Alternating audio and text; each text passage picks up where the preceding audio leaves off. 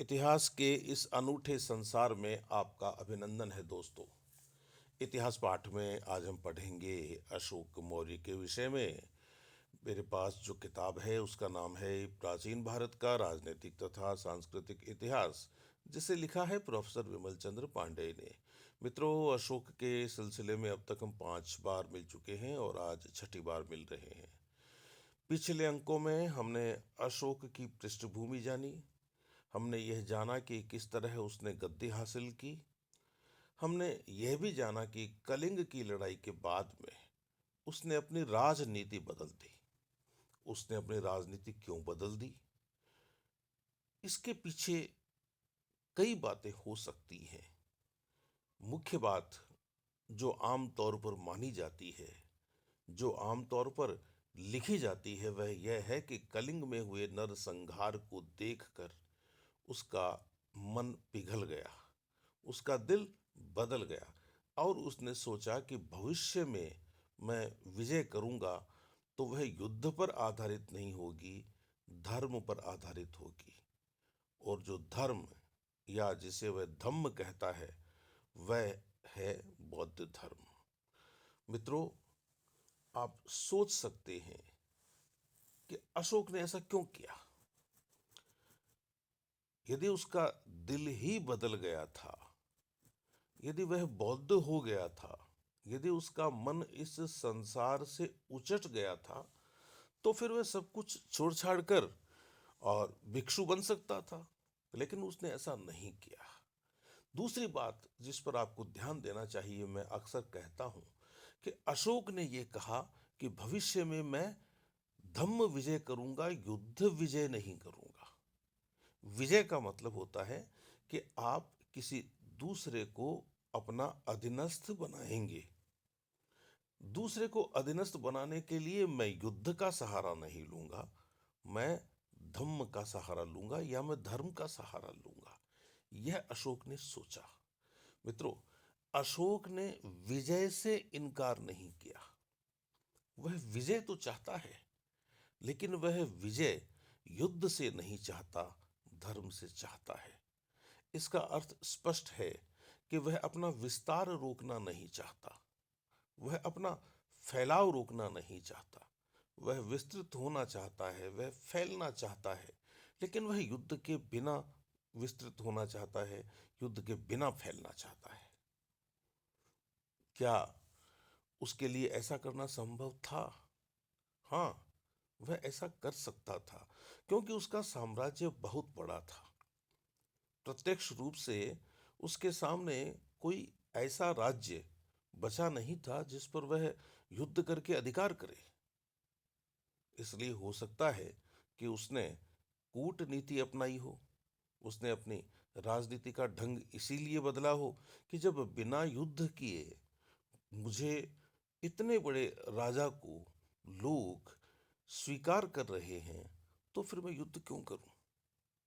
जब सीमावर्ती राज्य या उससे दूर के राज्य मेरे प्रताप से, मेरे प्रभाव से मेरे अधीन आने को तैयार हैं, तो फिर मैं उन्हें युद्ध में क्यों हराऊं।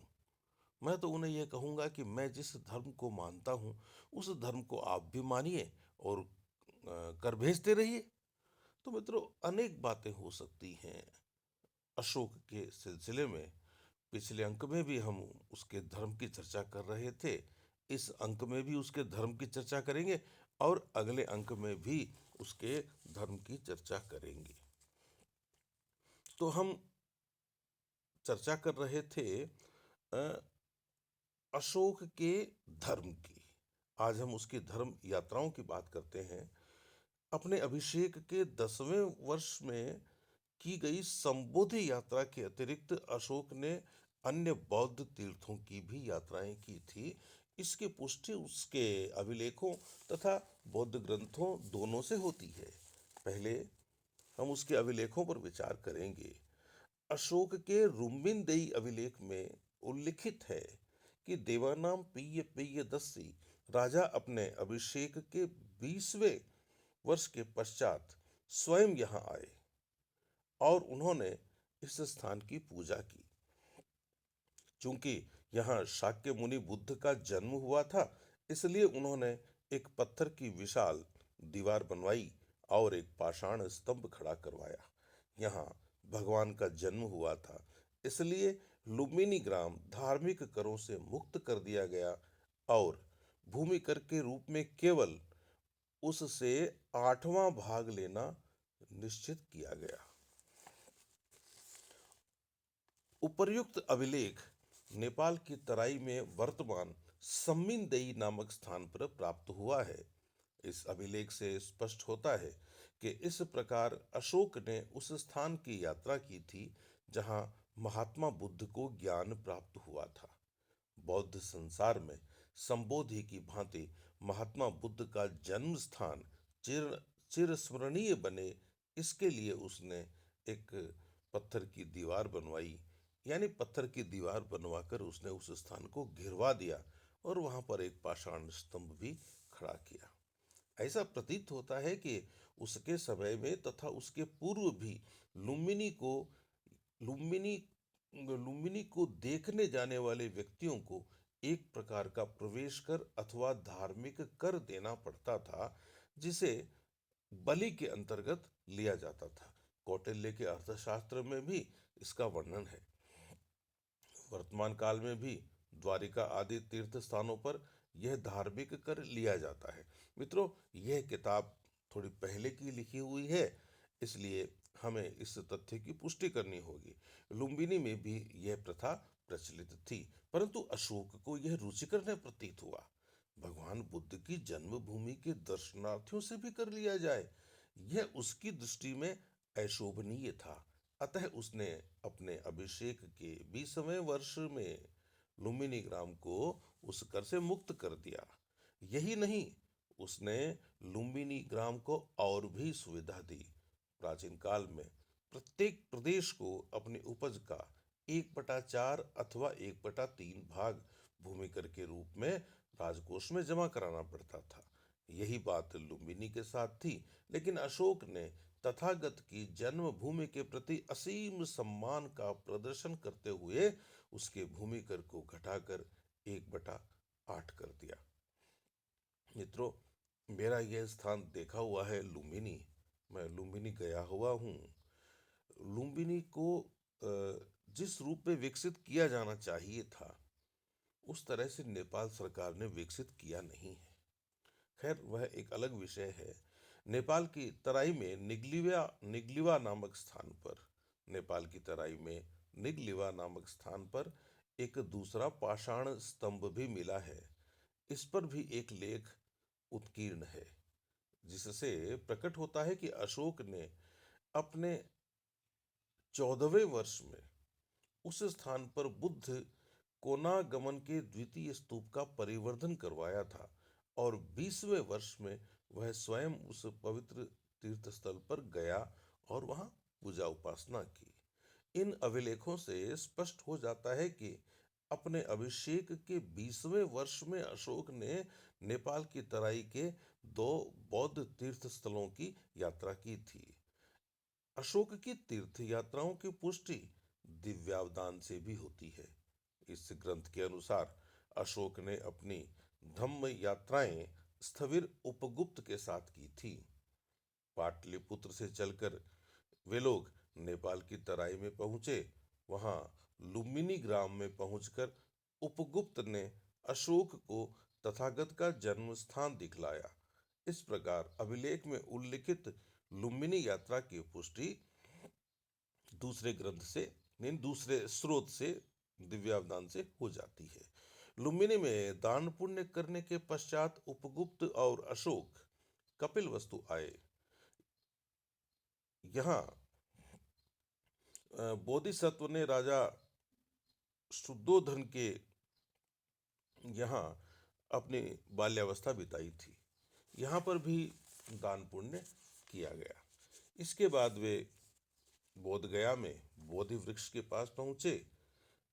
यह बात दिव्यावदान बताता है। दिव्यावदान के अनुसार अशोक ने बोध गया में 1 लाख स्वर्ण मुद्राओं का दान दिया और वहां एक चैत्य का निर्माण करवाया। बोधि वृक्ष का दर्शन करने के पश्चात उपगुप्त अशोक को सारनाथ लाया। यहीं पर तथागत ने धर्म चक्र प्रवर्तित किया था। फिर वे कुशीनगर पहुंचे। यहाँ पर महात्मा बुद्ध ने परिनिर्वाण प्राप्त किया था। वहां से चलकर उन्होंने देश के अन्यान्य स्थानों पर बने हुए बौद्ध विहारों और स्तूपों के दर्शन किए।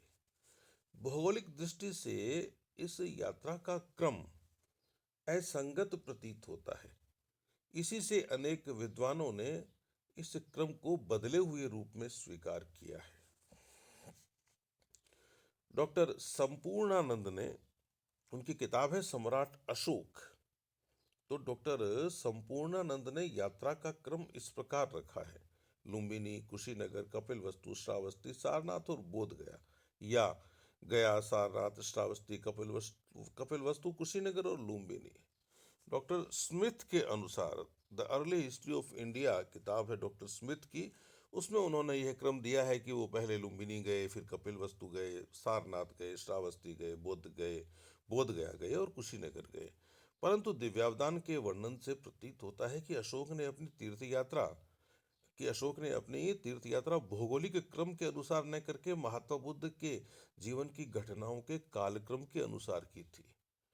इस योजना के अनुसार उसे तथागत का जन्म स्थान सर्वप्रथम देखना था, उसके बाद जहां उनका बचपन बीता वह स्थान देखना था, फिर उनकी तपोभूमि देखनी थी, फिर उन्होंने धर्म चक्र प्रवर्तन किया वह जगह देखनी थी, फिर परिनिर्वाण स्थल देखना था और उसके बाद में दूसरे स्थानों पर जाना था।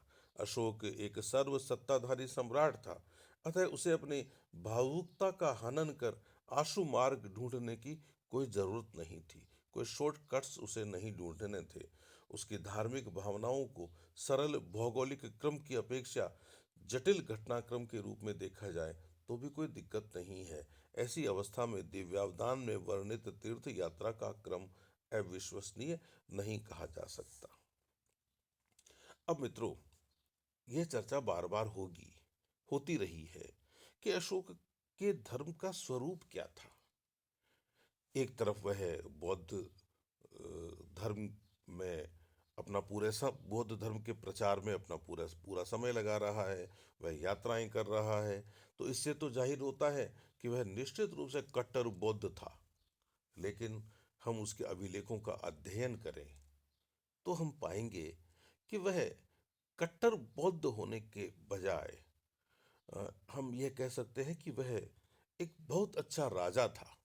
अभिलेखों के अनुसार किसी समय फादर हेरास ने यह मत प्रतिपादित किया था कि अशोक ब्राह्मण धर्मावलंबी था। इसी प्रकार प्रसिद्ध विद्वान टॉमस का विश्वास था कि प्रारंभ में अशोक जैन था, परंतु कालांतर में वह बौद्ध हो गया। स्वयं डॉक्टर फ्लीट का भी यही मत था कि अशोक प्रारंभ में बौद्ध नहीं था, लेकिन अपने अभिषेक के 30वें वर्ष में बौद्ध हुआ था। लेकिन आज हमारे सामने साहित्यिक एवं पुरातात्विक साक्ष्य इतने अधिक और प्रबल हैं कि अशोक के व्यक्तिगत धर्म के विषय में संदेह का कोई स्थान ही नहीं है। अपने अभिषेक के 9वें वर्ष में अशोक ने बौद्ध धर्म स्वीकार किया था, यह चर्चा हम कर चुके हैं। यहाँ पर हमें उन साक्ष्यों को देखना होगा जो अशोक को निर्विवाद रूप से बौद्ध धर्मावलंबी घोषित करते हैं। यदि हम साहित्यिक साक्ष्यों की चर्चा करें तो उसमें आएगा सबसे पहले बौद्ध साहित्य, दीपवंश, महावंश, समंत पासादिका, दिव्यावदान, सुमंगल कासिनी आदि सभी बौद्ध ग्रंथ अशोक के बौद्ध धर्मावलंबी होने के विषय में एक मत हैं। उत्तरी, दक्षिणी, सिंगली, ब्राह्मी, चीनी, तिब्बती, हीनयानी, महायानी आदि सभी बौद्ध परंपराएं अशोक को असंदिग्ध रूप से बौद्ध घोषित करती हैं। तो मित्रों, बौद्ध परंपराएं तो बौद्ध ही घोषित करेंगी अशोक को, लेकिन इन इन ग्रंथों के इतर भी यदि हम देखें दूसरे ग्रंथों को तो उसका बौद्ध होना कोई विवाद का विषय हो ही नहीं सकता। निश्चित रूप से वह बौद्ध धर्मावलंबी हो गया था। गार्गी संहिता में अशोक के एक उत्तराधिकारी की धम्म विजय का उल्लेख किया गया है और उस धम्म विजय की स्थापना करने के कारण उसे महात्मा कहा गया है। इस उद्धरण को देखने से ऐसा प्रतीत होता है कि लेखक की अंतस चेतना में अशोक की धम्म विजय की ऐतिहासिक घटना उपस्थित थी। अशोक के अतिरिक्त किसी भी राजा ने धर्म विजय का राजकीय प्रयास नहीं किया था। धम्म विजय की घोषणा तो सबसे पहले अशोक ने ही की थी। राजतरंगिणी के लेखक कल्हण ने अशोक के जिन शासन यानी बुद्ध शासन अंगीकार करने की घटना का उल्लेख किया है। सभी सभी चीनी यात्रियों सभी प्रमुख चीनी यात्रियों फाइयान, वेनसांग, इत्सिंग आदि ने अशोक को बौद्ध ही कहा है। इत्सिंग ने तो बौद्ध भिक्षु की वेशभूषा धारण किए हुए अशोक की एक मूर्ति भी देखी थी। परंतु हम इत्सिंग के इस कथन को महत्ता नहीं देते, क्योंकि यह लेखक बहुत बाद का है, 7वीं शताब्दी का है। जैसा कि हम पहले कह चुके हैं, बौद्ध ग्रंथों और अशोक के अभिलेखों में कहीं भी उसके भिक्षु होने के असंदिग्ध प्रमाण नहीं मिलते। उनसे उसका उपासकत्व ही सिद्ध होता है। भिक्षु नहीं बना, उपासक रहा। यदि हम पुरातात्विक साक्ष्यों की बात करें तो अशोक के अभिलेख पर्याप्त हैं। प्रथम लघु शिलालेख की चर्चा मैं पिछले अंक में कर चुका हूँ, जिससे पता चलता है कि वह अपने राज्याभिषेक के 9वें वर्ष में बौद्ध हो गया था। 8वें शिलालेख में भी अशोक की संबोधि यात्रा का वर्णन है। रुमिनदेई स्तंभ लेख में अशोक की महात्मा बुद्ध की जन्मभूमि लुम्बिनी ग्राम की यात्रा का वर्णन है, जहां उसने कर घटाकर 1/8 कर दिया था। तो उसने राजकीय आय की हानि उठाकर भी बौद्ध धर्म का प्रचार किया। यह हमें ध्यान रखने की बात है, और इसी वजह से उसका बौद्ध होना सिद्ध होता है। निगलीवा स्तंभ लेख में अशोक द्वारा बुद्ध कनक मुनि के स्तूप के संवर्धन तथा कालांतर में उसकी पूजा का वर्णन आता है। ये कार्य ये कार्य भी महत्वपूर्ण था अशोक के लिए। कुछ और स्तंभ लेख हैं जिनकी चर्चा मैं आपसे अगले अंक में करूंगा। तब तक के लिए अपने इस साथी को आप आज्ञा दीजिए। नमस्कार।